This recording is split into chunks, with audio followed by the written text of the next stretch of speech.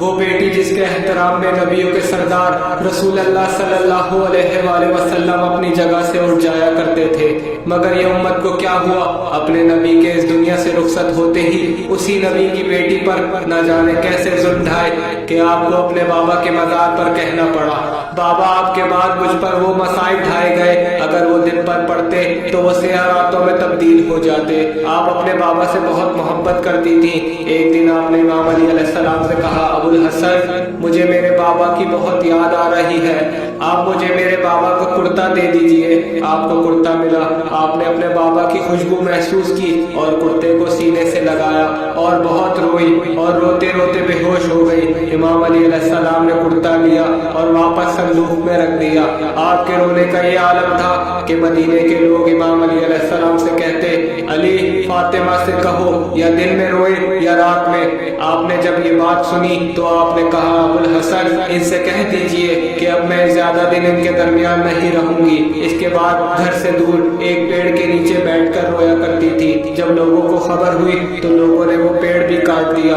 اس کے بعد امام علی علیہ السلام نے بیت الحزن بنوا کر دیا۔ آپ وہ صدیقہ بیوی ہیں جن کے احترام میں عیسائی بھی مباہنے سے یہ کہہ کر پیچھے ہٹ گئے تھے، یہی سچے ہیں، مگر بعد رسول نہ جانے کون سی مصیبت آ گئی تھی کہ آپ کو امت کے سامنے یہ کہنا پڑا۔ خدا کی قسم میں جھوٹ نہیں بولتی، بعد رسول امام علی علیہ السلام کو مدینے میں کوئی سلام بھی نہیں کرتا تھا۔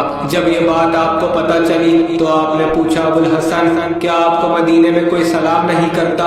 تو آپ نے کہا، فاطمہ سلام کرنا تو دور، یہ لوگ میرے سلام کا جواب بھی نہیں دیتے، شاید وہ لوگ غدیر کو بھول چکے ہیں۔ بس ایک دن آیا، مدینے کے ظالم لوگ آپ کے دروازے پر آ گئے، کوئی آگ لایا تو کوئی لکڑیاں، اور آپ کے دروازے کو آگ لگا دی اور جلتا ہوا دروازہ آپ پر گرا دیا۔ افسوس یہ وہی دروازہ ہے جہاں جبرائیل جیسے فرشتے بھی درزی بن کر آیا کرتے تھے، جہاں پر ملک الموت بھی اجازت کے بغیر نہیں آتا تھا، مگر امت نے اسی دروازے کو آگ لگا دی۔ اس کے بعد دن بدن آپ کی طبیعت خراب ہوتی گئی۔ ایک دن آپ نے بچوں کو تیار کیا، بالوں میں کنگھی کی اور کہا اپنے نانا کی قبر کی زیارت کراؤ، اور امام علی علیہ السلام کو بلایا اور کہا، علی میں نے رات میں اپنے بابا کو خواب میں دیکھا ہے، وہ کہہ رہے تھے بیٹی کل رات تم ہمارے پاس ہوگی، یا علی میں کچھ وصیتیں کرنا چاہتی ہوں۔ آپ نے وصیت کرنا شروع کری اور کہا، میرے بعد میرے حسن و حسین کا خیال رکھنا، میری زینب و کلثوم کا خیال رکھنا،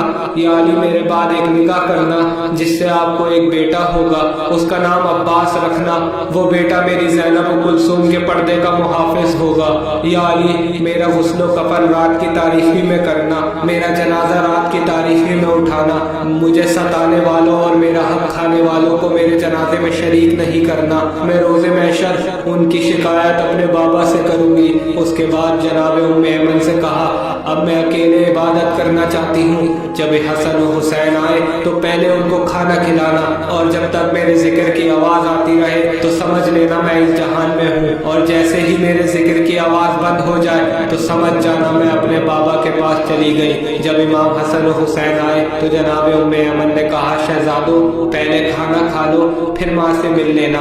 دونوں شہزادوں نے کہا، ہم نے کبھی اپنی ماں کے بنا کھانا نہیں کھایا، اور یہ کہہ کر بیوی کے حجرے میں گئے، دیکھا اماں سجدے میں ہے، آگے بڑھے اور ماں کا شانہ ہلایا اور کہا، انا للہ و انا الیہ راجعون۔ آواز گریہ بلند ہوئی، امام علی علیہ السلام آئے، دیکھا آپ اس دنیا سے رخصت ہو چکی ہیں۔ اس کے بعد وصیت کے مطابق غسل و کفن ہوا، آپ کا جنازہ تیار ہوا، امام حسن نے ماں کا آخری دیدار کیا، بی بی زینب اور بی بی ام کلثوم نے ماں کا آخری دیدار کیا، مگر امام حسین علیہ السلام نہیں آئے۔ امام علی نے کہا، بیٹا حسین ماں کا آخری دیدار نہیں کرو گے؟ تو امام حسین علیہ السلام نے کہا جب تک اماں نہیں بلائیں گی میں نہیں آؤں گا۔ اتنا کہنا تھا کہ کفن کے بند کھلے اور ہاتھ باہر آئے اور کہا، آ میرے حسین ماں کے پاس آ۔ امام حسین علیہ السلام دوڑتے ہوئے گئے، ماں کے سینے سے لگ گئے اور کہا، اماں آج میں آپ کے سینے سے لگ رہا ہوں، مگر وعدہ کرے جب میں عصر عاشور گھوڑے سے گروں اور آپ کو آواز دوں تو آپ بھی مجھے سینے سے لگا لیجئے گا۔